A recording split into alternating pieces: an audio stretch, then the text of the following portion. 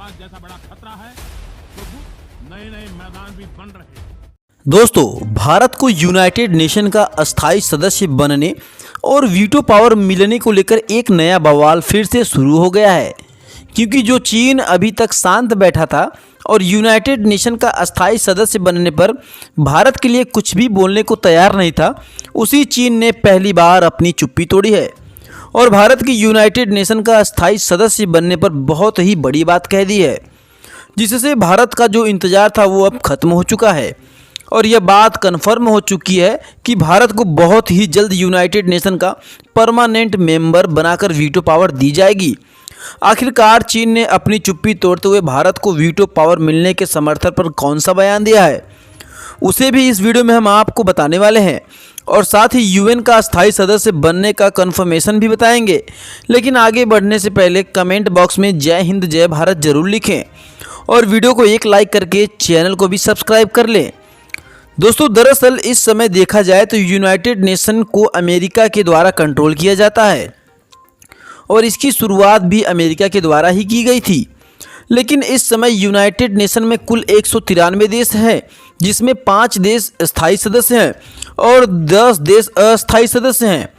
आपको बताते चलें, अस्थायी सदस्यों में अमेरिका, रूस, चीन, फ्रांस और ब्रिटेन, यह 5 देश शामिल हैं और इन्हीं पांचों देश के पास विशेष प्रकार की पावर है जिसे वीटो पावर कहा जाता है और भारत इसी वीटो पावर को हासिल करने के लिए यूनाइटेड नेशन का अस्थायी सदस्य बनना चाहता है ताकि भारत के पास भी वीटो पावर आ जाए। और इस समय अमेरिका में यूनाइटेड नेशन सिक्योरिटी काउंसिल की मीटिंग चल रही है, जिसमें लगभग सभी देशों के विदेश मंत्री, प्रेसिडेंट या फिर प्राइम मिनिस्टर शामिल हुए हैं। लेकिन इसी बीच हाल ही में चीन ने पहली बार यूनाइटेड नेशन में बदलाव और भारत को अस्थायी सदस्य बनने पर एक बहुत ही बड़ा बयान दिया है। फिलहाल आपको बता दें कि भारत को यूनाइटेड नेशन में शामिल करने का मुद्दा पिछले हफ्ते ही गर्म हुआ है,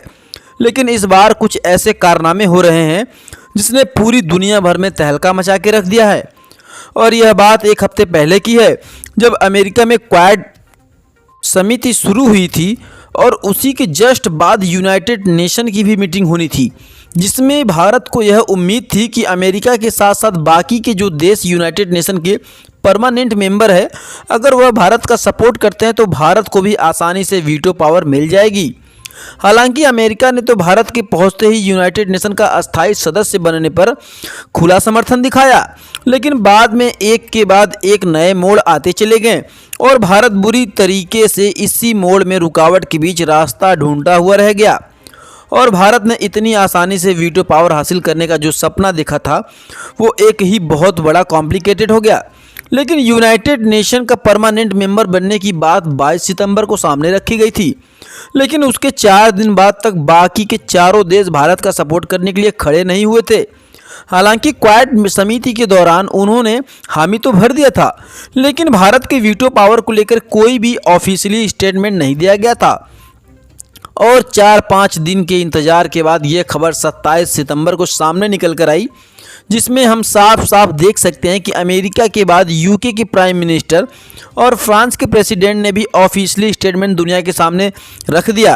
कि किसी न किसी तरीके से भारत को यूनाइटेड नेशन का परमानेंट मेंबर बनाया जाए और भारत को भी वीटो पावर दी जाए। लेकिन अमेरिका, फ्रांस और ब्रिटेन, इन तीनों देशों का समर्थन होने के बावजूद भी भारत के लिए अभी चिंता खत्म नहीं हुई थी, क्योंकि रूस और चीन, 2 देशों का बयान सामने आना बाकी था कि यह दोनों देश भारत का समर्थन करते हैं या फिर भारत का विरोध करते हैं। लेकिन अब हमारा इंतजार खत्म हो चुका है और इन दोनों देशों का भी इस बयान सामने आ चुका है। सबसे पहले इस रिपोर्ट को देखिए, जो कि पिछले दिन ही सामने निकल कर आई है और इसमें साफ साफ बताया जा रहा है कि रूस के जो फॉरेन मिनिस्टर वव है, उन्होंने भारत की सदस्यता का समर्थन सामने रखा है और रूस द्वारा कहा गया कि भारत विकासशील दुनिया के हितों को बेहतर प्रतिनिधित्व करने के लिए यूनाइटेड नेशन में अस्थायी सीट की लंबे समय से मांग कर रहा है, क्योंकि भारत बढ़ती अर्थव्यवस्था और वैश्विक शांति के मामले में दुनिया के लिए सितारे का प्रतीक है और ऐसे में भारत को वीटो पावर मिलना ही चाहिए। और अब आपको जानकर हैरानी होगी कि जुलाई के महीने में भारत का समर्थन करते हुए आपको बता दें उनके द्वारा यूनाइटेड नेशन के अन्य मेंबर से बहस भी हो गई। लेकिन यह सोचने वाली बात है कि रूस अभी भी भारत का समर्थन कर रहा है। और भारत के लिए ही पश्चिमी देशों को यूनाइटेड नेशन के भेदभावपूर्ण रवैये को बदलने की बात कर रहा है। यानी कि 29 सितंबर तक यूनाइटेड नेशन के परमानेंट मेंबर में 4 देश भारत के समर्थन में कूद चुके थे और केवल इंतजार था तो चीन का, जो पिछले कई दिनों से चुप्पी मारकर बैठा हुआ था। लेकिन उनका चुप्पी मारकर बैठे रहना भारत को काफ़ी ज़्यादा भारी पड़ सकता था, क्योंकि चीन के पास भी वीटो पावर है। तो ऐसे में चीन अकेले भी अगर चाह ले तो वो भारत को यूनाइटेड नेशन का अस्थायी सदस्य बनने से रोक सकता है। लेकिन अब खबर निकल कर आ रही है कि उनकी यह चुप्पी टूट चुकी है और उन्होंने यूनाइटेड नेशन में अपनी बात सामने रख दिया है। दरअसल चीन के फॉरेन मिनिस्टर ने यूनाइटेड नेशन की मीटिंग में अपना बयान दिया है और उन्होंने भी अन्य देशों की तरह यह कहा है कि यूनाइटेड नेशन के समय को बदलना चाहिए और इस बात पर भी जोर दिया गया है कि विकासशील देशों को आगे लेकर बढ़ना है, तो विश्व के दक्षिण देशों पर भी ध्यान देना होगा। उन्होंने कहा कि दक्षिण विकासशील देश में ब्राज़ील, अफ्रीका और अन्य देश शामिल है, जिनको मित्रता के रूप में आगे लेकर बढ़ना होगा। यूनाइटेड नेशन सिक्योरिटी काउंसिल को भी शांति की राह पर विकासशील देशों को लेकर आगे आना चाहिए। हालांकि यहाँ पर उन्होंने सीधे तौर पर भारत का नाम तो नहीं लिया, केवल ब्राज़ील, अफ्रीका का नाम लेकर विकासशील देशों के सहारे ही अपने बयान को आगे बढ़ाया। लेकिन अब सवाल खड़ा होता है कि चीन के फॉरेन मिनिस्टर के इस बयान से भारत को यूनाइटेड नेशन में मिलने वाली अस्थायी सदस्यता पर क्या असर पड़ेगा। तो आपको बता दें, इसमें चीन डायरेक्टली तो भारत का समर्थन नहीं कर रहा है, लेकिन भारत के लिए सबसे अच्छी बात यह है कि चीन जो यूनाइटेड नेशन का परमानेंट मेंबर है और वो वीटो पावर रखता है, इनका इनडायरेक्ट कहीं ना कहीं विकासशील देशों के सहारे भारत की तरफ समर्थन दिख रहा है, क्योंकि ऐसा पहली बार देखा गया है जब चीन ने विकासशील देशों का मुद्दा उठाया है जिसमें भारत शामिल है। जबकि पिछले कई सालों में देखा गया कि भारत की यूनाइटेड नेशन में अस्थायी सदस्यता की मांग पर चीन का रुख हमेशा से ही संदेह भरा रहा है, क्योंकि यह भारत को आगे बढ़ते हुए देखना नहीं चाहते। और दूसरी सबसे बड़ी बात यह है कि चीन के साथ भारत के कई क्षेत्रीय विवाद भी है, इसलिए चीन ने यहाँ पर वैश्विक दक्षिण विकासशील देशों के सहारे यूनाइटेड नेशन को एक्सपेंड करने की बात तो सामने रखी, जिसमें भारत भी शामिल है। लेकिन समस्या वाली बात यह है कि इन्होंने सीधे तौर पर भारत को वीटो पावर को लेकर कोई भी बयान नहीं दिया, जिसके कारण नए नए सवाल खड़े हो रहे हैं। आखिरकार चीन भारत को यूएन का परमानेंट सीट दिलाना चाहता है या नहीं, लेकिन पिछले कुछ दिनों में लद्दाख से चीन की सेना पीछे हट चुकी है, जिससे भारत और चीन के लगभग 75% विवाद समझो सॉल्व हो चुके हैं,